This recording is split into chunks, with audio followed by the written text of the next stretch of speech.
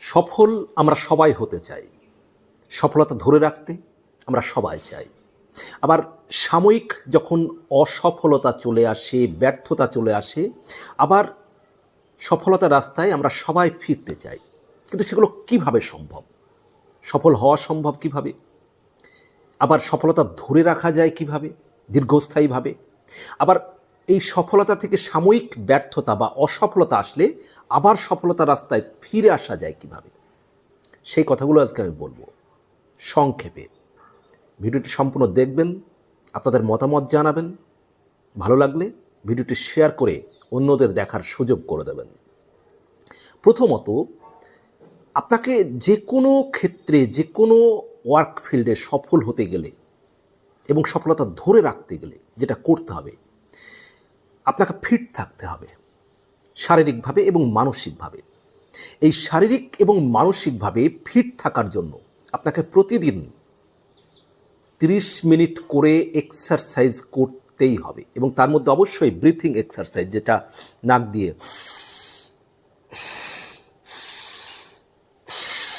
Breathing exercise থাকবেই তার মধ্যে 5 থেকে 10 মিনিট, মোট 30 মিনিট এক্সারসাইজ আপনাকে করতেই হবে।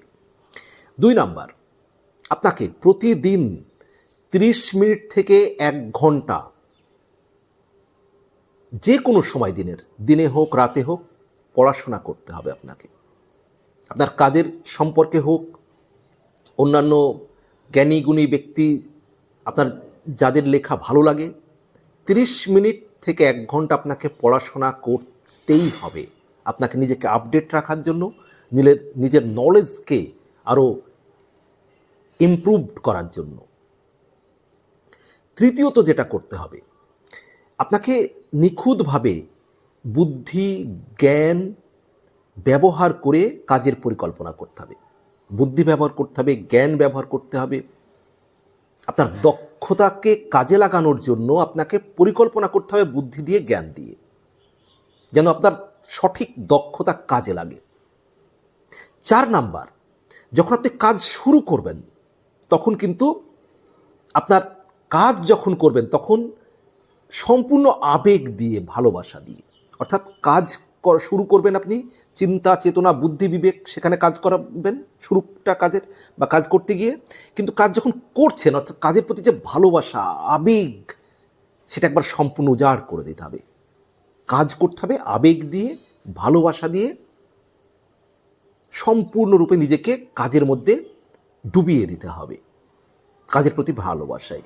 কিন্তু কাজের পরিকল্পনা করতে হবে চিন্তা ভাবনা বুদ্ধি বিবেক দিয়ে।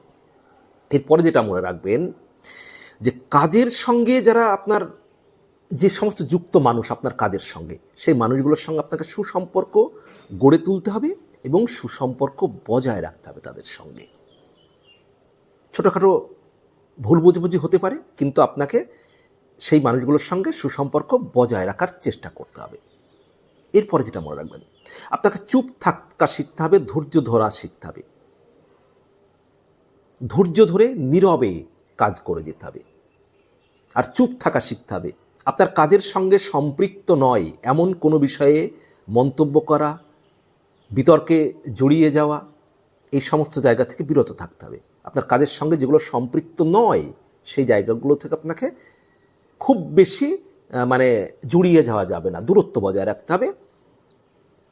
এরপরে যেটা মনে রাখবেন, আপনি যাদেরকে মনে করেন জ্ঞানী গুণী ভালো মানুষ তাদেরকে আপনাকে সম্মান করতে হবে।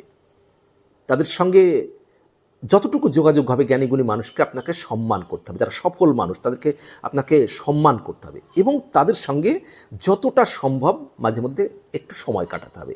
যারা সফল মানুষ, যারা জ্ঞানী গুণী মানুষ, সফল বলতে যে কোনো ফিল্ডে যারা সফল মানুষ এবং যারা জ্ঞানী গুণী মানুষ, তাদের সঙ্গে কিছুটা হলেও আপনাকে মাঝে মধ্যে সময় কাটাতে হবে আপনার নলেজকে আপডেট রাখার জন্য, ইমপ্রুভ করার জন্য, যেটা আপনাকে সফলতা ধরে রাখতে সাহায্য করবে। আরেকটা জিনিস মনে রাখতে হবে যে সততা, সমস্ত পরিস্থিতিতে আপনাকে সততা বজায় রাখতে হবে। কোনো পরিস্থিতিতে আপনি সততা বিসর্জন দেবেন না। যে কোনো পরিস্থিতি আসুক না কেন আপনি সৎ থাকার চেষ্টা করবেন এবং আপনি প্রতিনিয়ত অভ্যাস করবেন মানুষের সঙ্গে মিষ্টি, ভদ্র, ভালো ব্যবহার করার, মানুষকে সম্মান দেওয়ার। এগুলো আপনি প্র্যাকটিস করলে 1 থেকে 2 সপ্তাহ প্র্যাকটিস করলে আপনার অভ্যাসে পরিণত হবে। তাহলে দেখবেন আপনি সফল হতে পারবেন, সফলতা ধরে রাখতে পারবেন এবং সাময়িক আপনার যদি ব্যর্থতাও আসে, অসফলতাও আসে, তাহলে সেখান থেকে আপনি খুব তাড়াতাড়ি ঘুরে দাঁড়াতে পারবেন এবং আবার সফল হতে পারবেন। ভালো থাকবেন, সবার জন্য শুভকামনা। আর আপনাদের মতামত অবশ্যই জানাবেন। ধন্যবাদ।